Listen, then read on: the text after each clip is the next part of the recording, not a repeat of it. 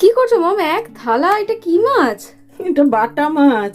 ও বাপির জন্য হচ্ছে। হ্যাঁ, বাপির জন্যই হচ্ছে। বাপি মানে আমার বাবা, মানে মমের হাজবেন্ড।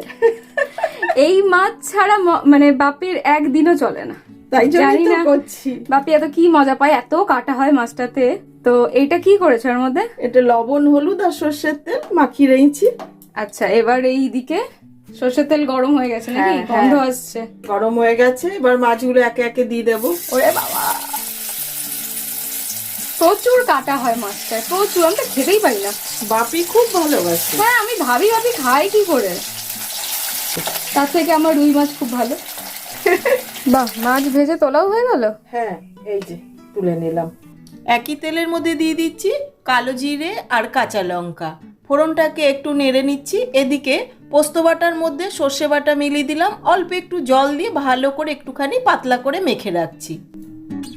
এবার ফোড়নের ওপরে দিয়ে দিলাম টমেটো কুচি, প্রয়োজন মতন লবণ দিয়ে টমেটোটা গলে আসা পর্যন্ত কষিয়ে নিলাম। এইবার দিয়ে দিচ্ছি আগের থেকে বেটে রাখা সর্ষে আর পোস্ত, সেটা দিয়ে দিলাম অল্প একটু হলুদ দিয়ে খুব ভালো করে কষিয়ে নিলাম।